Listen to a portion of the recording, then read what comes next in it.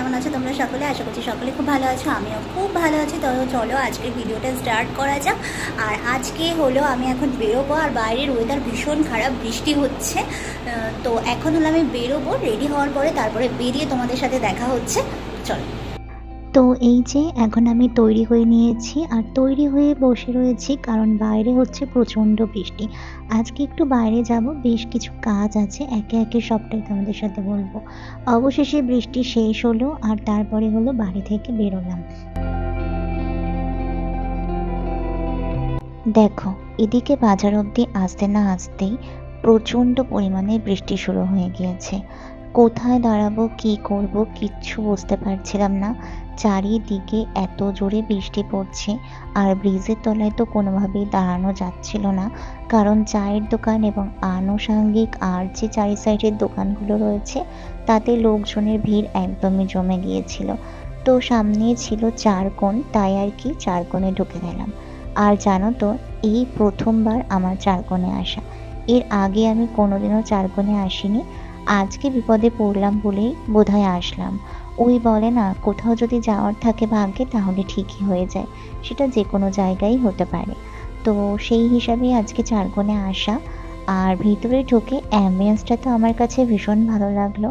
এর আগে আমি চারকোণের প্রচুর ছবি দেখেছি, আমার বেশ কিছু বন্ধুবান্ধবরাও যারা চারকোণে এসেছিল তারাই ফেসবুকে তাদের ছবি ছেড়েছে, সেখান থেকেই দেখেছি। আর এইদিকে আমার সাথেই এইসব হয়। এত বৃষ্টি পড়ছে যে আমার দুটো পায়ের জুতোর তলা থেকে কাদা উঠে একদম বাজে অবস্থা হয়ে গিয়েছে। তারপর বেশ কিছুক্ষণ অপেক্ষা করার পর চলে এসেছে হলো প্রথম খাবারটা। তো এখন হলো টেস্ট করে দেখব চারকোণের খাবার কোয়ালিটি কীরকম। আর একটা কথা তোমাদেরকে বলে রাখি, এই জায়গাটায় ঢোকার সাথে সাথে না আমার মনে পড়ে গিয়েছিল আমি হয়তো আমার ছোটোবেলার পড়ার ব্যাচে চলে এসেছি। তার কারণ হলো একটাই, এর ভিতরে একটা সাইড আছে যেখানে হলো ফ্লোরে বসা যায়, মানে ঘাস টাইপের সিটিং এরিয়া করা রয়েছে, সেইখানে নিচে বসা যায়। আর সেইখানে না সব স্টুডেন্টরা বসেছিল, সবার কাছে একটা করে স্কুল ব্যাগ রয়েছে। তো ওই পরিবেশটা দেখে আমার কাছে মনে হচ্ছিল আমি পুরোপুরি নিজের সেই 10, 11, 12-এর ব্যাচে চলে এসেছি হয়তো। তারপরে দেখো এখানে নাগেটসটা দিয়ে গিয়েছে। এইবার তোমাদের সাথে শেয়ার করব এই খাবারগুলো আমার কাছে কেমন লেগেছে। সত্যি বলতে চারকোণের খাবার আমার কাছে খুব একটা ভালো লাগেনি। আমরা যে এখানে ড্রাগন চিকেনটা অর্ডার করেছিলাম, এইটা কিন্তু প্রচণ্ড, মানে ভিতরের যে চিকেনটা ছিল এটা একেবারেই ফ্রেশ ছিল না, শক্ত ছিবড়ে ছিবড়ে টাইপের ছিল চিকেনটা, যেটা খেতে একটুও ভালো লাগছিল না। আর যদি বলি এই নাগেটসটার কথা, তাহলে বলবো বাইরের কোটিং এবং ভেতরের যে স্টাফিং, এই সবটা মিলিয়ে নাগেটসটা ঠিকই ছিল, কিন্তু এর যে ভেতরের যে মিক্সচারটা চিকেনের, ওই ম্যারিনেশনটা আমার কাছে খুব একটা ভালো লাগেনি, মানে খুব ওকে ওকে টাইপের। তাই এই দুটো খাবারের থেকে আমার কাছে খুব একটা ভালো লাগেনি।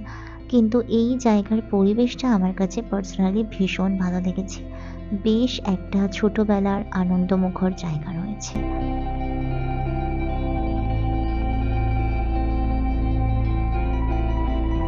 ও হ্যাঁ, তোমাদেরকে তো জানানোই হলো না বাজারে কেন এসেছিলাম। আসলে আমি প্রথমত একটা জুয়েলারি বক্স নেব ভেবেছিলাম, আর সাথে আমার একটা ব্লাউজ বানাতে দেওয়ার ছিল, সেই দোকানেই যাবো বলে এসেছিলাম বাজারে। আরও এরকম টুকিটাকি ছোটোখাটো কাজ ছিল, কিন্তু এই বৃষ্টির জন্য কিছুই হয়ে উঠল না। আগামীকাল আবার আসতে হবে বাজারে এই সেম কাজগুলো করার জন্য। তারপরে ওখানে বেশ কিছুক্ষণ বসেছিলাম, দেন ভাবলাম বাইরের বৃষ্টিটা হয়তো একটু কমেছে, যাওয়া যাক। বাইরে বেরিয়ে দু একটা ছবিও তুলে নিয়েছিলাম ঠিক এই জায়গাটাতে।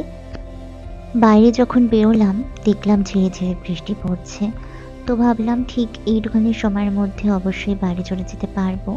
কিন্তু এই কথা ভাবতে ভাবতে একদম ঝুমঝুম করে বৃষ্টিটা নেমে গিয়েছিল, তাই আর কি একটু ঝটপট পা চালিয়ে সামনের দিকে এগোচ্ছিলাম, সামনে যদি একটু সাইডে কোথাও দাঁড়ানো যায়। তো এই তো এখন আমি বাড়ি চলে এসেছি, আর বাড়ি এসে একদম ফ্রেশ হয়ে নিয়েছি, জামা কাপড় সব চেঞ্জ করে নিয়েছি। বাড়ি এসে আবার রেডি হয়ে আবার আমি লাইভ করছিলাম, সেই জন্য আমার দেরি হয়ে গিয়েছে। আর এখন হলো আমার লাইভ টাইভ সব করা যেহেতু কমপ্লিট হয়ে গেছে, সেই জন্য এখন আমি করবো হলো মানে আমি পুরো একদম ফ্রেশ হয়ে নেব। দেন ফ্রেশ হওয়ার পরে তোমাদের সাথে আবার দেখা হচ্ছে। আর তার আগে আরেকটা জিনিস দেখিয়ে দিই, এই দেখো, এটা দেখতে পাচ্ছ, হাতের এই মাঝখানটাতে পুরো দায়ের কোনা ঢুকে গিয়েছে, প্রচণ্ড ব্যথা হয়েছে, ভীষণ ব্যথা হয়েছে, মুভ করতে পারছি না। তো যাই হোক, এখন চলো ফ্রেশ হয়ে তো নিই, মানে ফ্রেশ তো হয়েই গিয়েছে, আর একবার একটু চোখ মুখ একটু ভালো করে ধুয়ে নিই, দেন তারপরে আবার তোমার সাথে কথা হচ্ছে। আর হ্যাঁ, আমার শাড়ি কালেকশানে আরও নতুন কিছু শাড়ি এসেছে, সেই শাড়িগুলো তোমাদের সাথে একটু দেখাই। এই একটা শাড়ি এসেছে, এটা হলো জয়পুরি প্রিন্টের ওপরে একটা পার্টি ওয়্যার এসেছে। দেন এই একটা পার্টি ওয়্যার এসেছে, আবার এই একটা পার্টি ওয়্যার আছে, এই একটা আছে, আরও কিন্তু রয়েছে আবারও একটা জয়পুরি প্রিন্টের পরে। এই জয়পুরি প্রিন্টের পরে শাড়িগুলো কিন্তু দারুণ সুন্দর, কাছ থেকে দেখলেই বোঝা যাবে, ভীষণ সুন্দর এই শাড়িগুলো। দেন এই যে রয়েছে হলো জিমিচু, এটা হলো একটা পেস্তা গ্রিন কালারের, ভীষণ সুন্দর লাগবে, ভীষণ সুন্দর।